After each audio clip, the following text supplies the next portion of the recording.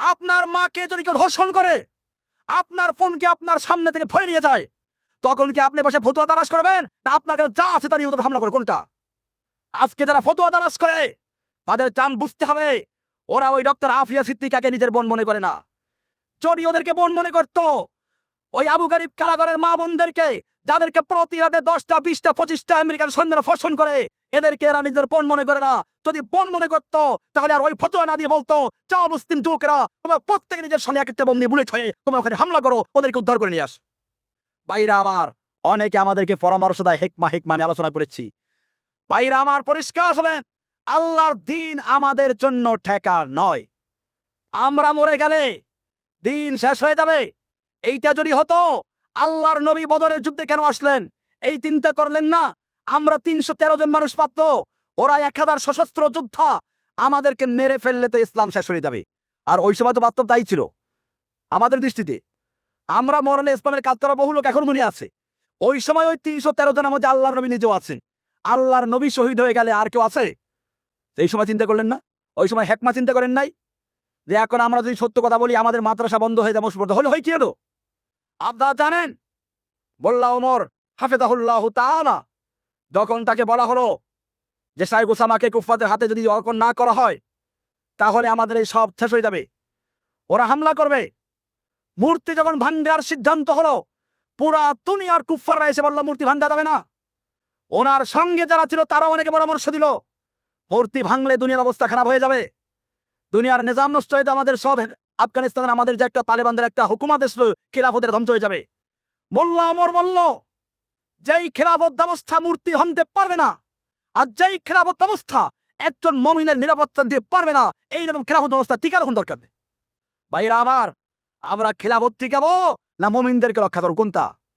আজকে আমরা খেলাফত, মুমিনদের পথ থেকে, অর্থাৎ দিন ঠিক রাখা, একজন মুমিনের নিরাপত্তা, এটা গুরুত্বপূর্ণ বিষয়। আমরা কি করি? আমরা মাদ্রাসা, মসজিদ, নিজেদের নিরাপত্তাই সব চিন্তা করে হকের কথা বলি না। আবার যারা বলে তাদের থেকে লোকদেরকে সাবধান করি। কোরআনে পরিষ্কার বলা আছে, ইল্লাম ইয়ানতাহিল মুনাফিকুনা ওয়াল মুরজিফুনা ফিল মদিনা। আল্লাহ পাক এজন্য মদিনায় একদল মুনাফিক ছিল রাখো, যারা কেবল সাবধান করতো, আরে হাতেম ভাই সে হাতে পারতো না, ওই যে মার কাছে যাই না। রাখো, মার কাজে গেলে গোয়েন্দারা তোমাদের তালিকা তৈরি করতেছে, কিন্তু মার কাজে গেলে কিন্তু পুলিশ ধরে ফেলবে। জসিম ভাইয়ের পিছনে গোয়েন্দা ঘরে কাজে দেখে কারা আছে। আল্লাহ পাক এই জাতীয় লোকদের চরিত্র কোরআনুল কারীমের সূরা আহজাব 33 নম্বর সূরা 60 নম্বর আয়াতে সুন্দর করে বলেছেন, লা ইল্লাম ইয়ানতাহিল মুনাফিকুনা ওয়াল মুরজিফুনা ফিল মাদিনাতি ওয়াল্লাযিনা ফি কুলুবিহিম মারাদুন। যদি মুনাফিকরা এবং ওই সমস্ত লোকেরা যাদের অন্তরের মধ্যে রোগ আছে, রোগ কি আছে, ওয়াল মুরজিফুনা ফিল মাদিনাতি, এবং মদিনায় যারা অপপ্রচার করে, যারা বিভিন্ন রকমের কি করে অপপ্রচার করে, অনেক লোক বিভিন্ন তালে কাজ করে।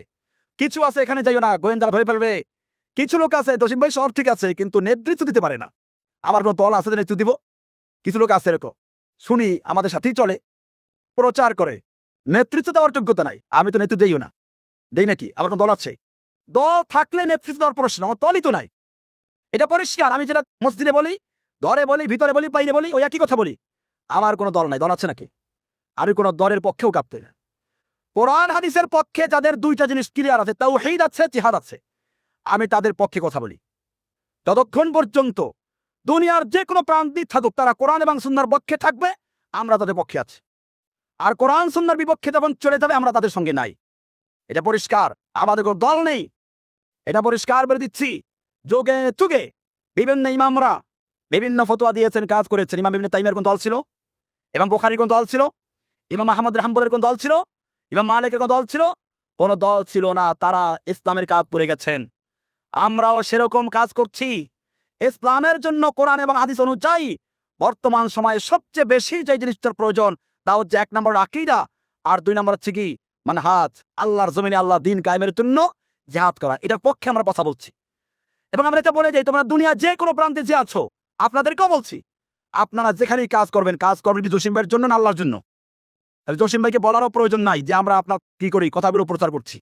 এটা বলারও প্রয়োজন নাই যে আপনার লেকচারগুলো আমরা অন্যকে দিচ্ছি, এটা জসিম ভাইয়ের মধ্যে অহংকার আসতে পারে না, দরকার নেই। তোমার জসিম ভাইয়ের জন্য কাজ করছো না। জসিম ভাইয়ের কথা যদি কোরআন হাদিস অনুযায়ী হয়, আর তুমি মনে করে এটা অন্যের কাছে পৌঁছানো দরকার, যেটা পৌঁছাবা শুধুমাত্র আল্লাহকে খুশি করার জন্য, জসিম ভাইকে খুশি করার জন্য না। পরিষ্কার।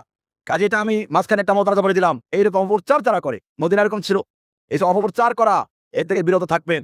আল্লাহ তাআলা 3টা শব্দ বলেছেন, লাইল্লাম ইয়ামতাহিল মুনাফিকুনা, মুনাফিকরা যদি বিরত না থাকে, ওয়াল্লাযীনা ফী কুলুবিহিম মারাদ, এবং যাদের অন্তর রোগ আছে, রোগ, ওয়াল মুরজিফুনা, এবং যারা অপপ্রচারকারী, এরা যদি বিরত না থাকে, লানুগরিয়ান্নাকা, এই নবী আপনাকে নবীর বলে ক্ষমতাশালী করে দিব, অর্থাৎ তাদের ক্ষতি হবে।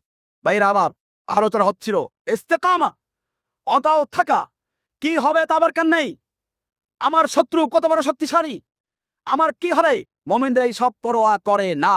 কারণ দুনিয়ায় তুমি যতই আমাদের ভয় দেখাও, তোমাদের কাছে সর্বোচ্চ শাস্তি হচ্ছে মৃত্যুদণ্ড দেওয়া, ঠিক কিনা? আমরা তো মৃত্যুদণ্ডই চাই। যারা মরতে চায় তুমি তাদের বাঁচাবা কেমনে? তোমরা তো যারা বাঁচতে চায় তাদের কি বাঁচাইতে পারো না? পারে বাঁচাইতে? যারা বাঁচতে চায় তাদের কি বাঁচাইতে পারো না? যারা আল্লাহর জন্য মরতে চায়, জীবন দিতে চায়, তোমাদের পক্ষে তাদের মোকাবেলা করা সম্ভব নয়।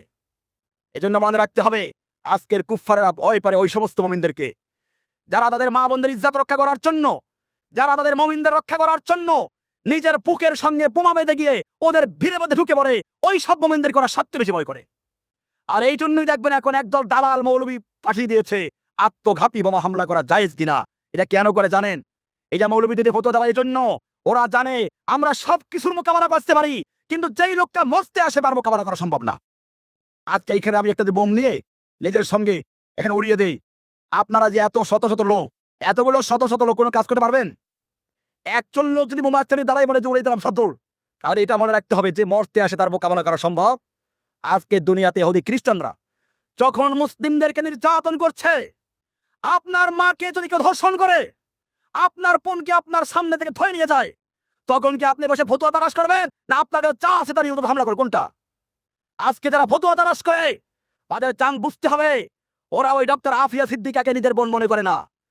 যদি ওদেরকে বোন মনে করত, ওই আবু গারিব কারাগারের মা বোনদেরকে, যাদেরকে প্রতি রাতে 10টা 20টা 25টা আমেরিকান সৈন্যরা ধর্ষণ করে, এদেরকে এরা নিজেদের কোন মনে করে না। যদি বোন মনে করত, তাহলে আর ওই ফতোয়া না দিয়ে বলতো, যাও মুসলিম যুবকেরা, তোমরা প্রত্যেকে নিজের সঙ্গে এক একটা বন্দি বুলেট হয়ে তোমরা ওখানে হামলা করো, ওদেরকে উদ্ধার করে নিয়ে আস। ফতোয়া এই সমস্ত মুফতিদের ফতোয়া কেরা মানে নাকি? ফতোয়া দেয় যারা, এই মুফতির ফতোয়া এরা তাইও না, এরা এমনি ফতোয়া দেয়। এই মুফতিদের ফতোয়া মুসলিমদের কাছে গ্রহণযোগ্য নয়, মুজাহিদিনদের কাছে গ্রহণযোগ্য নয়।